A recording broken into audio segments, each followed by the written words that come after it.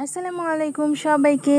ঈদ মোবারক। আর ঈদের দিনে সকালবেলা ঘুম থেকে উঠে আমার ম্যান্ডেটরি কাজ সেটা হচ্ছে মেহেদি দেখা, কতটুকু আমার মেহেদি গাঢ় হয়েছে। আর আকাশের অবস্থা দেখেন কি সুন্দর, একদম পরিষ্কার। এখন মনে হয় 7টার মতো বাজে এই সময়। তো আম্মু হচ্ছে অলরেডি আম্মুর সেমাই রান্নাবান্না শেষ, এখন লাস্ট একটা বানাচ্ছিল। তো ওইটার আমি একটু ক্লিপ নিতে পেরেছি, কারণ আমি একটু লেটে উঠে, আম্মু আরও সকালে উঠে। এটা হচ্ছে লাচ্ছা সেমাইটা বানাচ্ছে, সবারটা সে জাস্ট এটা এখন বানাচ্ছিল। আর এটারই আমি একটু ক্লিপ নিতে পেরেছিলাম। এই সেমাইটা আম্মুর হাতের আমার এত পছন্দ। আগে না আমি একদমই সেমাই খেতাম না, ইন্টার পর্যন্ত আমি কোনোদিন সেমাই খাই নাই। ঈদের দিনে আমি সেমাই ধরতাম না, অন্য কিছু খাইতাম। কিন্তু এখন আমি ঈদের মধ্যে মানে এমনি নর্মাল ডেজে আমি ঈদের সেমাইগুলো এত মিস করি যে ঈদের দিন আমি অনেক মজা করে সেমাই খাই।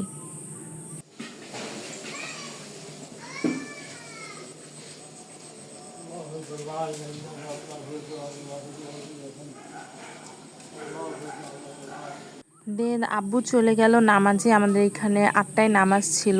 এখানে একটু লেটেই নামাজ শুরু হয়, কারণ একটাই জামাত হয়। তো নামাজটা একদম মিডিয়াম একটা টাইমেই হয়, যাতে সবাই যাইতে পারে।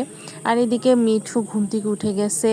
সে ঘুম থেকে উঠে এখন একটু ধ্যান ধরে আছে, একটু থম ধরে থাকে কিছুক্ষণ। ঈদ মোবারক সবাইকে আমার মিঠুর পক্ষ থেকে, আমার রঙ্গিলার পক্ষ থেকে ঈদ মোবারক। তারপর আরও দেখাচ্ছি আমার কালিয়ার পক্ষ থেকে ঈদ মোবারক।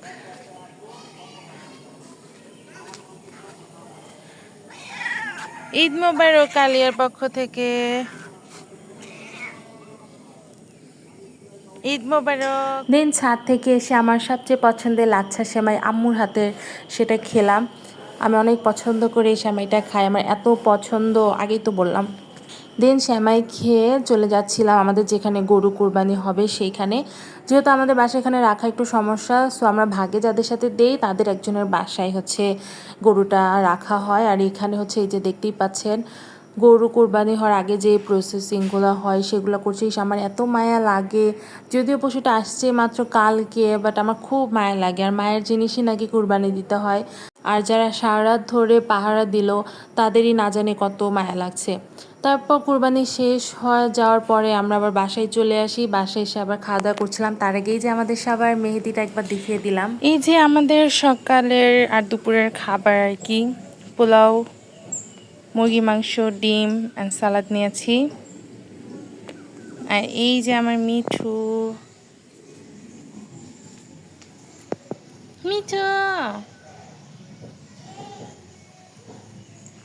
দেন হচ্ছে আমার ভাগ্নি সুন্দর করে গোসল টোসল করে রেডি হয়ে গিয়েছে, আরামদায়ক একটা পোশাক পরেছে, কারণ একটু গরমই ছিল ঈদের দিন।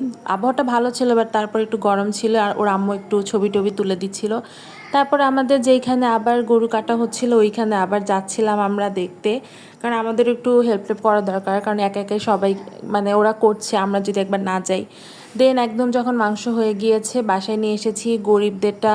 গরিবদেরটা অলরেডি দিয়ে দেওয়া হয়েছে, এখন আমাদের কটুক রান্না করবে সেটুক নিয়ে হচ্ছে আমার বোন সুন্দর করে ধুয়ে দিচ্ছিল। আর আমার বোন এবার গরু মাংস রান্না করেছিল, অনেক মজা হয়েছিল। আর এখানে হচ্ছে সুন্দর করে একদম ধুয়ে দেওয়া হচ্ছে, যেহেতু অনেকগুলো মাংস একসাথে রান্না করা হবে, সো কলের পাড়ে একদম ধুয়ে দিচ্ছে। আর এখানে আমার বোন পরিমাণ মতো সব ধরনের মশলা টশলা দিয়ে দিচ্ছিল।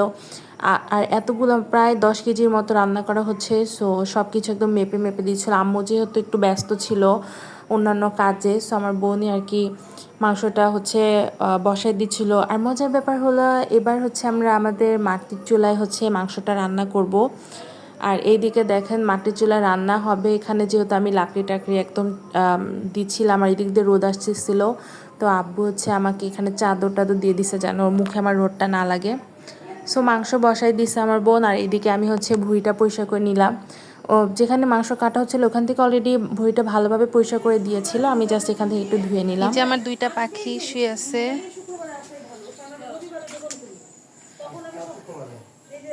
ঈদের মাংসর মজাই আলাদা, তা যদি হয় একদম মাটির চুলায় রান্না। মাশাল্লাহ মাংসটা খেতে এত মজা হয়েছিল, যেহেতু আমি ভয়েস ওভার দিচ্ছি ঈদের পরের দিন, সো আমি তো খেয়ে দিয়েই বলছি। তো এইভাবে করে আমাদের মাংসটা অনেকক্ষণ 2 ঘন্টার মতো হয়তো রান্না হয়েছে। অ্যান্ড এই যে ফাইনালি আমাদের মাংস রান্না একদম ডান। উপর দিয়ে হচ্ছে জিরা গুঁড়া দিয়ে দিয়েছে আম্মু।